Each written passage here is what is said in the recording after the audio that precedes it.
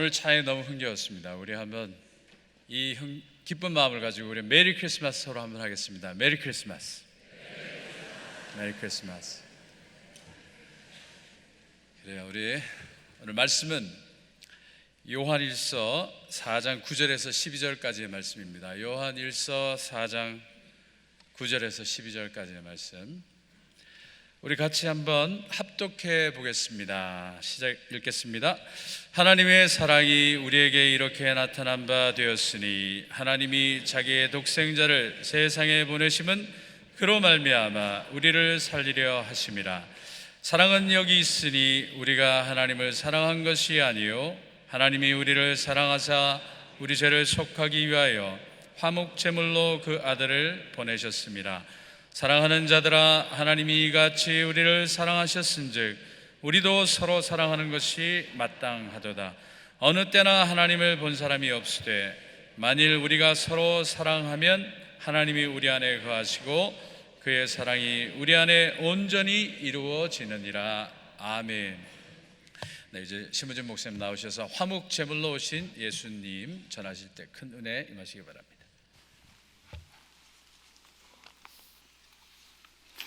할렐루야. 주님을 찬송합니다. 그리고 오늘도 주님께서 말씀으로 우리에게 은혜 주시리라고 믿습니다.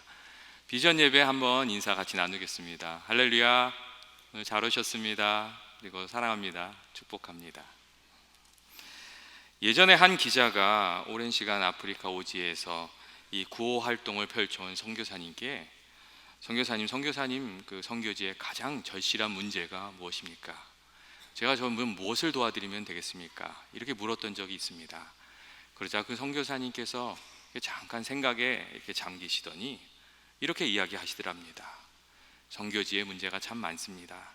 식량의 문제도 있고 질병의 문제도 있고 가난의 문제도 있고 또 아이들의 그 교육의 문제도 있고 부족 간의 이 전쟁의 문제도 있고 참 문제가 많이 있습니다. 그런데 제가 생각하기에 가장 중요한 문제는 예수님의 사랑이 없다는 것입니다. 서로를 사랑하는 그 사랑이 있고 주님에 대한 그 사랑만 있었으면 좀 어느 정도 문제들이 있어도 잘 넘어갈 것 같은데 그 사랑이 없기 때문에 작은 문제도 커지고 심각해지고 거기 안에서 상처받고 깨어지는 일들이 일어납니다. 주님에 대한 주님의 사랑이 없기 때문에 서로를 사랑하는 그 마음이 없기 때문에 구호품을 받아도 그 구호품을 가지고 사람들이 싸움을 하고 어린 딸이 조금만 자라고 나면 나이 많은 사람한테 팔아버리고 이런 비참한 일들이 많이 일어납니다. 사랑이 없기 때문입니다. 이런 이야기를 하셨다고 합니다. 여러분, 선교지는 그렇다고 하고 오늘날 우리가 살아가고 있는 우리들의 삶의 자리는 어떻다고 생각을 하십니까? 우리들의 삶에도 사랑이 있었다면 쉽게 넘어갈 문제들인데 사랑이 없기 때문에 참 사랑을 알지 못하기 때문에 일어나는 많은 문제들, 그런 문제들이 우리들의 삶에 많이 있습니다. 홍수가 나면 물은 많지만 막상 먹을 물은 없다고 합니다. 오늘날 우리가 살아가는 그 세상이 그렇습니다. 사랑에 대한 이야기는 많은데 참 사랑이 무엇인지 또 그 사랑이 어떤 것인지 이렇게 좀 만나보고 이렇게 체험하고 이런 것이 없습니다. 세상에 사랑에 굶주린 사람들이 많이 있고 사랑에 굶주린 사람들은 그 아픈 마음들을 표현하면서 또 살아갑니다. 세상에 사랑에 굶주린 사람들 중에는 이 사람들의 동정을 구하면서 살아가는 분들도 많이 있습니다. 이렇게 침울한 표정으로 있다가 자신의 아픈 일, 괴로운 일, 상처받는 일을 호소할 때 막 이렇게 힘이 나는 분들, 그런 분들이 있습니다. 마음에 상처가 있고 채워지지 않은 사랑의 자리가 있어서 그렇습니다. 그런 분들은 건강하게 살아가기가 어렵고 다른 사람을 위로하는 사람으로 또 살기도 어렵습니다. 사랑에 굶주린 사람들 중에는 또 쉬지 않고 일을 하는 사람들도 있습니다. 열심히 일을 해야, 충성되게 일을 해야 사랑받을 줄 알기 때문에 그런 분들은 일에 매진합니다. 또 사랑에 굶주린 사람들 중에는 자기 사랑을 계속해서 끊임없이 쏟아내는, 만날 때마다 이야기하는 그런 분들도 있습니다. 그렇게 해야 자기 자신에게 사람들이 관심을 가져준다고 믿기 때문입니다. 또한 사랑에 굶주린 사람들 중에는 화를 잘 내고 심술투성인 그런 분들도 있습니다. 그렇게 해서 사람들이 자기 자신을 좀 두려워해야 자기를 만날 때 좀 깍듯이 대하고 정성껏 대하고 좀 대접하고 그렇게 된다고 생각하기 때문입니다. 여러분, 이렇게 살아가는 것은 다 그 마음에 사랑이 채워지지 않아서, 진실한 사랑, 참된 사랑을 경험하지 못했기 때문에 그렇게 살아가고 있는 것입니다. 예전에 1977년 전남 연안군에 한 초등학교에서 일어난 일인데, 미술 시간에 선생님이 준비물 준비하다가 그 반의 반장으로 뽑힌 친구가 이 미술 준비물을 안 가져온 것을 발견했습니다. 그래서 너는 어떻게 반장이나 된 애가 이런 준비물을 안 갖고 오냐고 꾸짖었습니다. 근데 그때 그 아이가 눈에 눈물이 글썽글썽하면서 선생님을 탁 쳐다보는데, 그 쳐다보는 게 좀 원망의 눈빛, 좀 째려보는 눈빛, 그런 눈빛이었던 것 같아요. 그래서 그 선생님이 그 아이가 자신한테 반항한 것으로 생각하고 그 아이의 뺨을 때렸습니다. 그 다음 시간에도 그 아이는 이 준비물을 가지고 오지 않았습니다. 그리고 선생님은 이 아이의 아주 반항적인 아이라고 생각하고 낙인을 찍었습니다. 그리고 17년 후에 그 아이가 법정에 서게 됐는데, 그 법정의 그 최후 진술에서 이런 이야기를 했습니다. 재판장님, 저는 그때부터 세상의 모든 사람들이 미웠고 죽이고 싶었습니다. 그 당시 저는 크레파스는커녕 밥을 굶으면서 학교를 다녔는데 선생님은 줄곧 자기 자신을 때리기만 했다고 그렇게 이야기를 했습니다. 이 사람이 바로 세상을 경악하게 만들었던 지존파 사건의 주인공 김기환 씨였습니다. 여러분, 사랑받지 못한 마음, 그리고 상처난 마음이 어디에서 위로받고 치유가 받을 수 있습니까? 사람의 갈급한 마음 어떻게 채워질 수 있습니까? 그 마음이 위로받고 회복되는 길은 참 사랑을 깨닫게 되고 참 사랑을 경험하게 되는 그 길 외에는 없습니다. 참 사랑을 경험하고 나면 그제야 그 마음이 행복해집니다. 그리고 참 사랑을 알게 되면 인생의 조건 중에서 몇 가지가 좀 부족하더라도 정신적으로나 육체적으로나 건강한 삶을 살게 됩니다. 돈이 많아도 부모가 막 싸우면서 살아가는 그 집안에서 크는 아이들보다 조금 부족하더라도 서로 사랑하면서 격려하면서 살아가는 그 부부 아래에서 자라나는 자녀들이 훨씬 더 정신적으로 육체적으로 건강한 삶을 살게 됩니다. 그리고 그런 사람들이 다른 사람에게도 베풀 수 있는 인생을 살게 됩니다. 우리에게 정말 중요한 것은 참 사랑이 무엇인지 알고 그 사랑을 나누면서 살아가는 것입니다. 그리고 그러한 의미에서 오늘 우리가 함께 읽은 이 성경의 말씀은 아주 중요한 의미를 가지고 있습니다. 왜냐하면 하나님의 사랑에 대해서, 참 사랑에 대해서, 그리고 그 사랑을 우리에게 보여주기 위해서 예수님께서 이 땅에 오셨다고 이렇게 말씀해 주시고 있기 때문입니다. 오늘 우리가 함께 읽은 9절 말씀을 보면 사도 요한이 하나님의 사랑이 우리에게 나타나신 바 되었으니 하나님이 자기 독생자를 세상에 보내심은 그로 말미암아 우리를 살리려 하십니다. 이렇게 말하고 있는 것을 우리가 읽을 수 있습니다. 사도 요한은 하나님께서 참 사랑을 우리에게 보여주시려고 독생자 예수님을 우리에게 보내셨고, 예수님께서 이 땅에 오신 이유는 바로 하나님의 사랑이 무엇인지 우리에게 깨닫고 알게 하시려고 오신 것이라고 말을 했습니다. 여러분, 하나님의 사랑이 예수님의 그 삶 가운데 나타났습니다. 그래서 우리가 예수님의 말씀과 그 일생을 잘 묵상하면 어느 순간 하나님의 사랑이 무엇인지, 예수님께서 우리에게 어떤 사랑을 베풀어 주셨는지 깨달아지고 그 마음에 느껴지는 그런 경험을 하게 됩니다. 우리가 낮고 천한 이 땅에 말구 위에 누우신 그 주님을 이렇게 깊이 묵상하다 보면, 또 우리를 위해서 고난의 길을 가시고 상처를 입으시고 찢기시고 십자가를 지신 그 예수님을 깊이 묵상하다 보면 그 안에서 주의 사랑을 알게 되고 주의 위로를 경험하게 되고 그 마음의 치유함을 받고 사랑을 알게 되는 그런 사람이 된다는 것입니다. 그리고 더 나아가서 오늘 성경의 말씀은 예수님을 통해서 하나님이 우리에게 보여주신 사랑이 어떤 것인지, 그 사랑의 특징도 우리에게 이야기해주고 있습니다. 첫째로 오늘 성경의 말씀은 예수님께서 이 예수님을 통해서 하나님이 보여주신 그 참 사랑은 살리는 것이라고 우리에게 가르쳐주고 있습니다. 영혼을 살리고 상처를 치유하고 생명을 복되게 하는 것, 그것이 참 사랑이라고 이야기하고 있습니다. 9절 말씀에 사도 요한은 아주 분명하게 하나님의 사랑이 우리에게 나타난 바 되었는데 그 이유가 바로 우리를 살리려 함이라고 이렇게 이야기하고 있습니다. 예수님께서 이 땅에 오신 이유가 깨어지고 상하고 길을 잃은 우리들이 예수님의 사랑 안에서 회복되고 치유되고 풍성한 삶을, 기쁨이 있는 삶을 살아가게 하시려고 오신 것이라고 그렇게 이야기하고 있는 것이었습니다. 여러분, 세상의 많은 사람들은 사랑에 대한 말을 하고 사랑의 노래를 하지만 서로에게 상처를 많이 줍니다. 그래서 사랑에 관련된 노래는 많이 있는데 대부분 그 노래의 가사가 아픔과 상처와 후회와 이별의 노래들입니다. 결혼식에 가서 결혼식 축가 시간이 돼서 노래를 부르면 그 노래가 그 결혼식마다 부르는 노래가 그 노래입니다. 좋은 노래를, 좋은 가사를 찾기가 어렵기 때문입니다. 사랑에 대한 이야기는 있는데 참 사랑은 우리들의 삶 속에서 발견하기가 어렵다는 그런 이야기입니다. 그런데 하나님의 사랑에는 위로가 있고 회복이 있고 우리의 영과 육을 다 살리는 힘이 있습니다. 예수님께서 이 땅에 오셨을 때 예수님께 나아갔던 이들은 그런 사랑을 체험했습니다.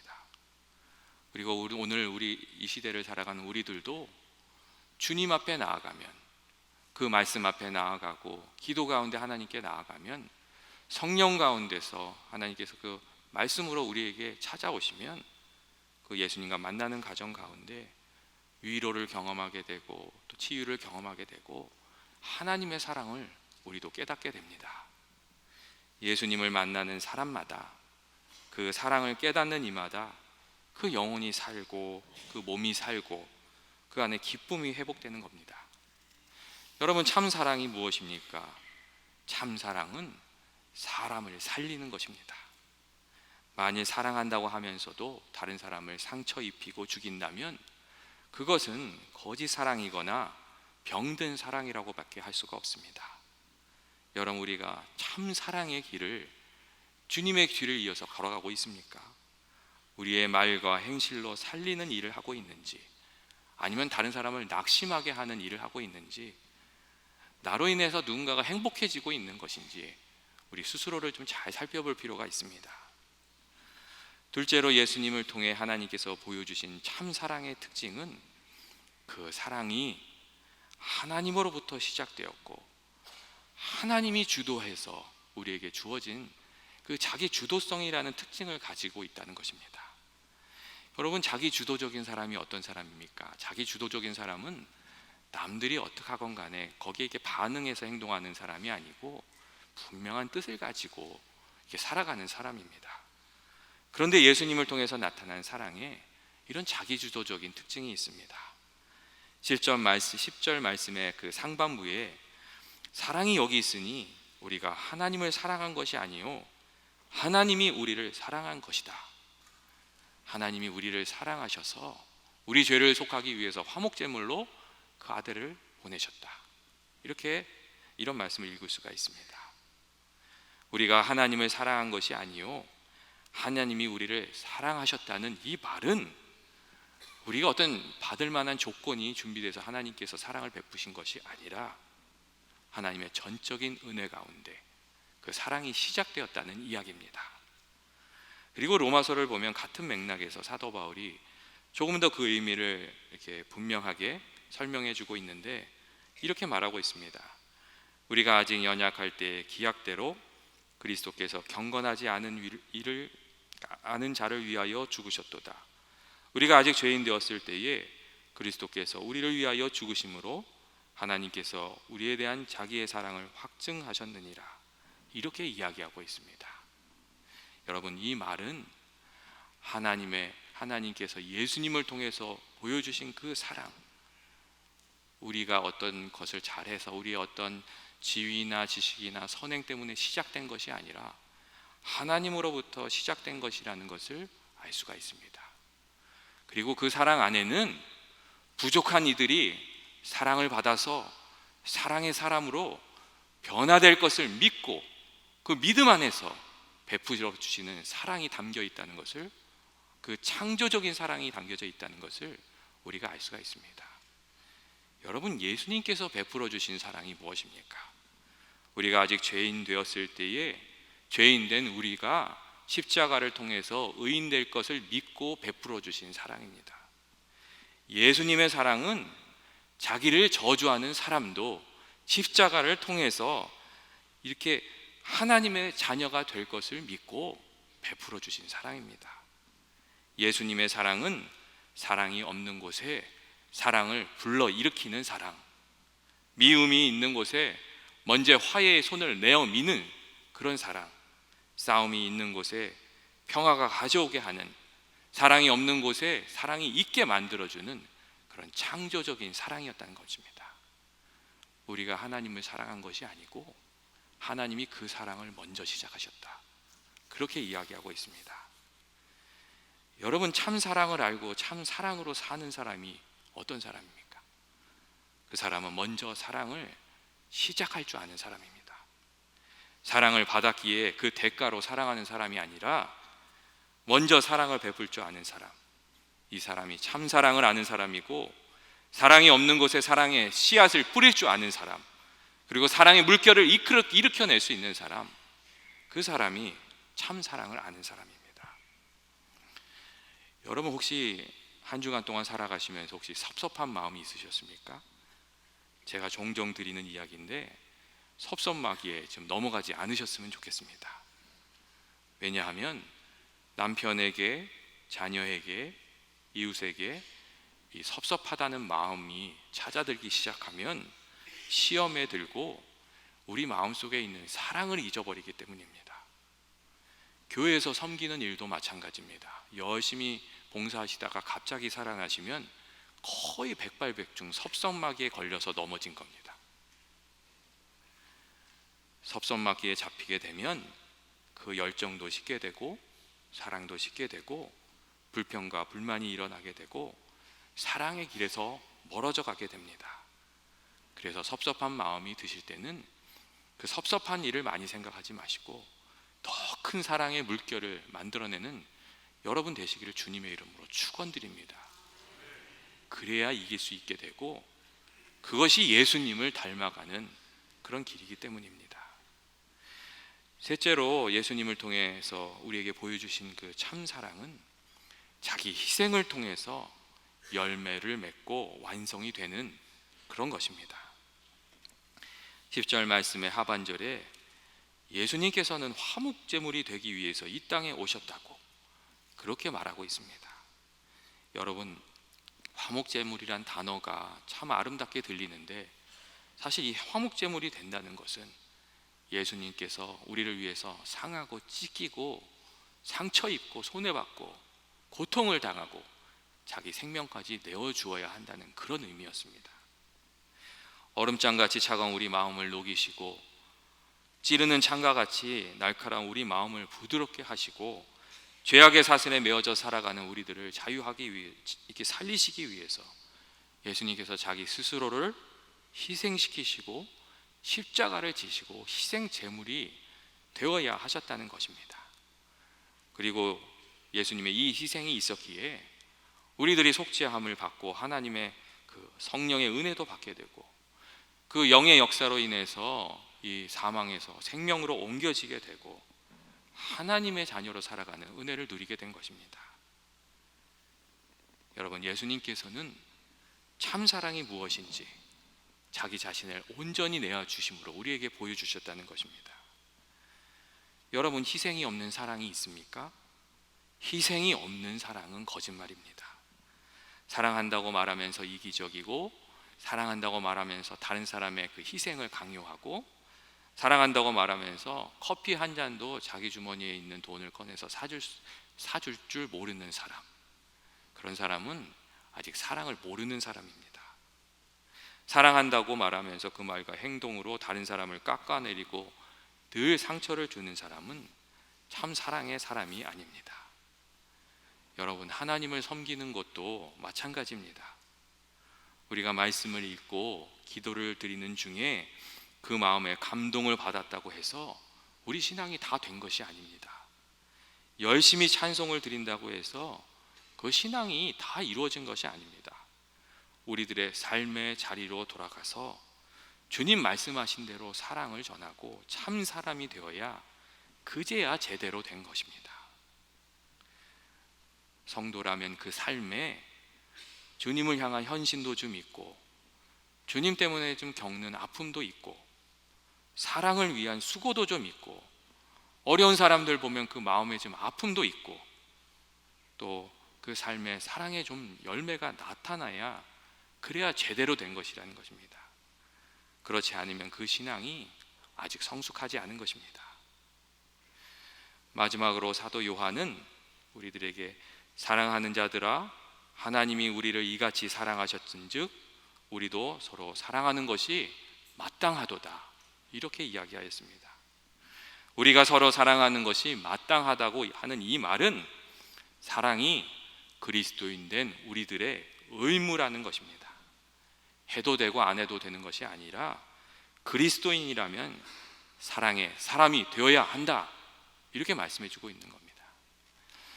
예전에 어떤 목사님이 남성을 위한 제자 훈련반을 했는데, 그때 그 목사님이 거기 참석한 그 남편들에게 그 숙제를 하나 줬습니다. 뭐냐면 그 다음날 직장에서 아내에게 사랑한다는 텍스트를 보내라는 그런 숙제였습니다. 그래서 그 반에 참석하셨던 분들이 회사에서 점심시간에 다 텍스트를 보낸 거예요. 그랬더니 응답으로 오는 텍스트가 굉장히 종류가 다양했어요. 여보 사랑해, 이렇게 보냈더니 나도 사랑해, 그리고 막 하트를 넣어가지고 다시 보내준 텍스트도 있었고, 또 어떤 텍스트는 사랑해 그랬더니 여보 왜 그래, 제자훈련반에서 목사님이 시켰어? 그런 얘기도 있었고, 또 그 다시 돌아온 텍스트 중에는 이런 말로 대충 넘어가려고 하지 마, 그런, 알고 보니까 그 분은, 그 텍스트를 받은 분은 그 다음 날이 결혼 기념일이었어요. 그러니까 오해를 받은 거예요. 그리고 텍스트를 보냈는데도 답이 없어서 남편이 다시 텍스트를 보낸 거예요. 왜 답이 없어? 그랬더니 잘못 온 건지 알고 텍스트를 지웠어, 그런 이야기도 있었다고 합니다. 결론은 사랑한다고 말한 것이 잘했다, 그런 얘기였습니다. 여러분, 사랑한다고 말하고 사랑을 전하고 사랑으로 사는 것이 그 인생 잘 사는 것입니다. 그리고 우리가 이 먼저 줄 줄도 아는 사랑을 좀 배워야 됩니다. 그리고 줄 때 좋은 것을 줄 줄 알아야 됩니다. 주면서도 욕먹는 사람들이 있어요. 줄 때는 좋은 것을 줄 줄 알아야 되고, 또 자기 자신을 희생하면서 줄 줄 알아야 됩니다. 그것이 사랑의 길이기 때문입니다. 더 나아가서 오늘 사도 요한은 어느 때나 하나님을 본 사람이 없으되 만일 우리가 서로 사랑하면 하나님이 우리 안에 거하시고 그의 사랑이 우리 안에서 온전히 이루어진다고 그렇게 이야기하고 있습니다. 온전히 이루어지게 된다는 것은 그 참사랑이 우리 안에서 열매 맺게 되고 우리의 인격이 또 예수님 닮아간다는 그런 이야기입니다. 여러분, 대강절 이 기간은 어떤 기간입니까? 우리의 심령에, 우리 가정의, 교회, 우리들의 삶의 자리에 주님이 찾아오시도록, 주님이 임재하시도록 우리 자신을 돌아보고 또 주님이 오시기에 부족함이 없이 준비하는 그런 시간입니다. 여러분, 우리가 어떻게 우리들의 삶의 자리에 주님을 모실 수 있습니까? 사도 요한은 아주 분명하게 우리가 서로 사랑하면 하나님이 우리 안에 거하시고 그 사랑이 우리 안에 온전히 이루어지게 된다고, 사랑의 삶을 살아가라고 그렇게 이야기하고 있습니다. 다 같이 기도하시겠습니다. 사랑과 은혜가 많으신 하나님 아버지, 예수님을 통하여 우리에게 그 사랑과 은혜를 허락해 주신 것 감사드립니다.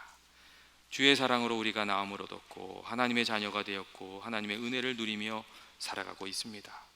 주의 사랑을 받은 우리들이 참 사랑의 사람으로, 정말 사랑을 전하는 사람으로 살아가게 하여 주시옵소서. 예수님의 이름으로 기도합니다.